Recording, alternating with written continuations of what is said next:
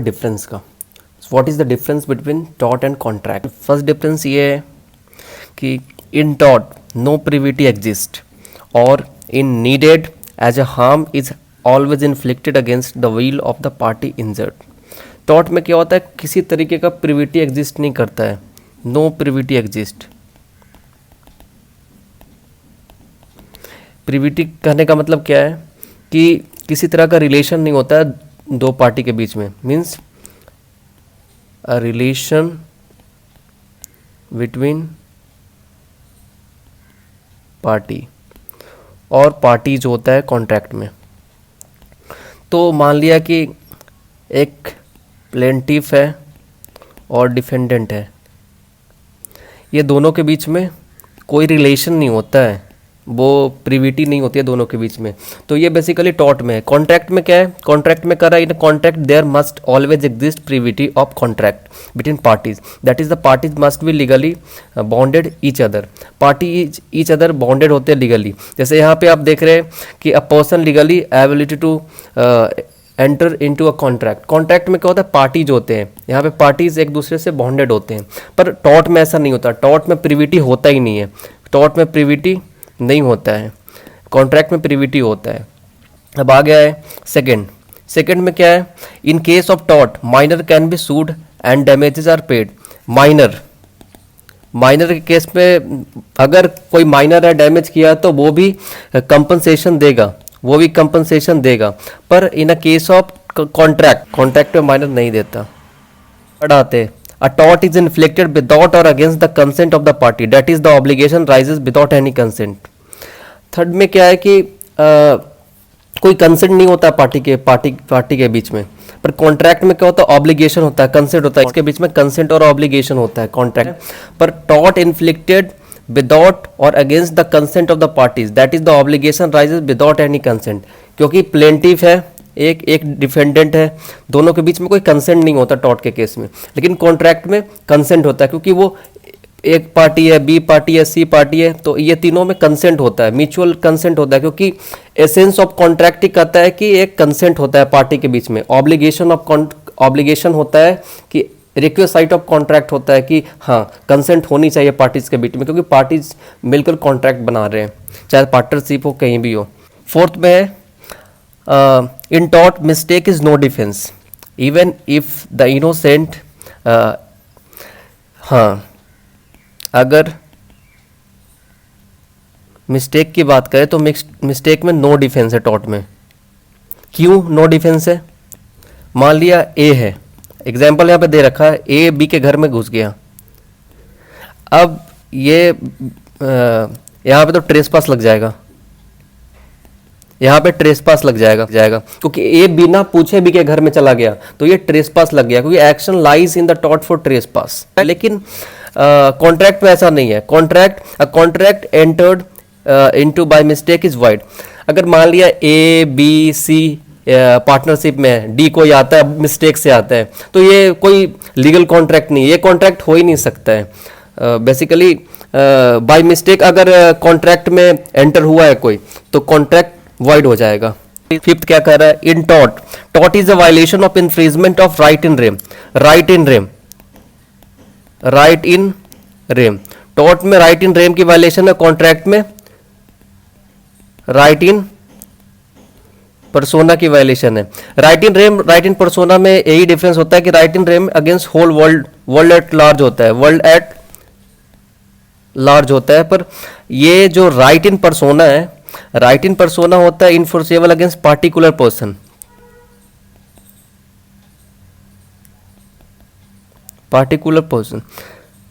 अब ये particular person, क्योंकि आप अगर किसी तरह की वायलेशन किया है, इन्फ्रिंजमेंट किया है लॉ की, तो वो राइट इन रेम होगी, क्योंकि वो rights available against the whole world होता है, वर्ल्ड एट लार्ज होता है, क्योंकि वो राइट सबके लिए है।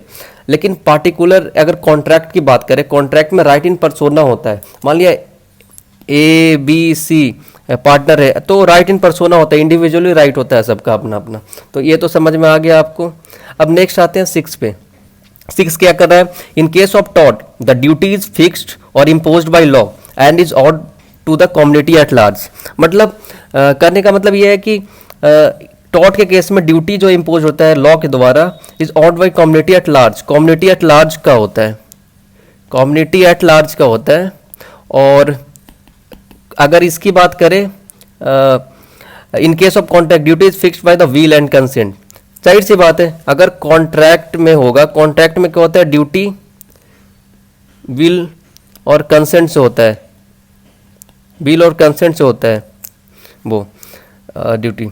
सेवेंथ में आते हैं, सेवेंथ क्या कह रहा है, in tort motive is often taken into consideration. ये जानते हैं मोटिव होता क्या है, मोटिव होता है reason for doing something, reason for doing something. आप जो भी एक्ट कर रहे हो, एक्ट करने का हमेशा रीजन होता है, कारण होता है, अगर हिंदी में बोलते तो कारण होता है। तो आप जो भी एक्ट कर रहे हो उसका रीजन होता है, मोटिव होता है। तो motive often take into the consider breach is immaterial, immaterial, motive for the breach is immaterial. Contract के केस में मोटिव जो ब्रीच का होता है वो इमैटेरियल होता है, नॉट इंपॉर्टेंट होता है।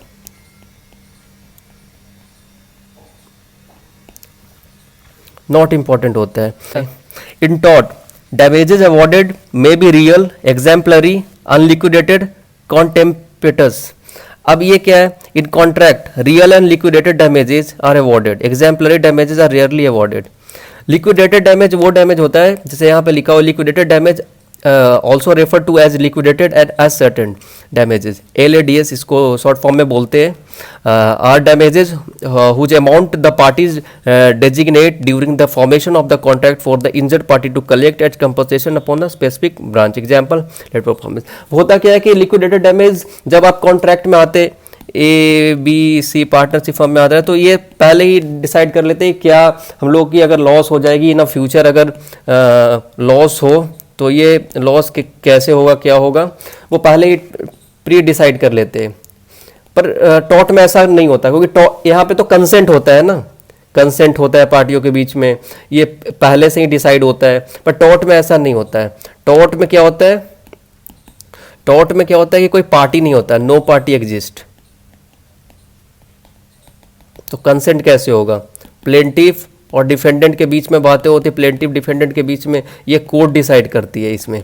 तो क्या डैमेज हुआ नहीं हुआ ये कोर्ट डिसाइड करेगी, ये कोई और डिसाइड नहीं करता इस केस में। The period of limitation in case of tort usually runs from the date when the damage is suffered. In contract the period of limitation runs from the date of breach. यहाँ पे कह रहा है कि limitation period start होता है तब when the cause of action arises, that is when a party becomes entitled to bring a claim. हाँ, तो यहाँ पे क्या होता है, period of limitation is a cause of a torts usually runs from the date when the damage suffered. मान लिया कि एक ही डैमेज जिस दिन से हुए, मान लिया एक ही डैमेज 1/1/02/2020 से हुई है, तो इस दिन से लिमिटेशन पीरियड स्टार्ट होएगी। कॉन्ट्रैक्ट में क्या है, in contract the period of limitation range from the date of breach, जिस दिन से ब्रीच हुई है कॉन्ट्रैक्ट की, ब्रीच हुई है कॉन्ट्रैक्ट उस दिन से लिमिटेशन। मान लिया ब्रीच ऑफ कॉन्ट्रैक्ट इसी सेम डेट को हुई है, तो उसकी ब्रीच से स्टार्ट होती है इसकी लिमिटेशन पीरियड। लिमिटेशन पीरियड होता क्या है मैंने बता दिया, period of limitation causes of the tort usually runs from the date when the damage is suffered, जब डैमेज सफर्ड होता है। तो ये था लिमिटेशन को लेकर डिफरेंस। आगे आते टॉर्ट और कॉन्ट्रैक्ट की जो ब्रीफ है, अगर आप कम समय में अगर याद करना चाहते हैं तो इसमें क्या होता है, ड्यूटी फिक्स्ड बाय लॉ होता है, इसमें ड्यूटी फिक्स्ड बाय पार्टी होता है। इसमें होती है duty towards every person of the society, इसमें क्या होती है, duty is towards the every person. Tort is committed without consent, बिना कंसेंट का होता है, based on the consent of the party. जाहिर सी बात है, मैंने बताया था ABC पार्टनर है तो सबकी म्यूचुअल कंसेंट होगी, अंडरस्टैंडिंग होगी। Violation of the right in rem, right in rem की वायलेशन है, यहाँ पे राइट इन परसोना की है। मैंने बताया था राइट इन रेम और राइट इन परसोना के बीच में डिफरेंस क्या है। अनलिक्विडेटेड डैमेज, लिक्विडेटेड डैमेज बता दिया। लिक्विडेटेड डैमेज प्री डिसाइडेड होता है, at the commencement of the contract के टाइम में ही होता है। पर अनलिक्विडेटेड डैमेज वो डैमेज होता है जो कोर्ट डिसाइड करती है कि क्या उसे कंपनसेशन दिया जाएगा। सो आज के लिए इतना ही, आगे आएंगे आगे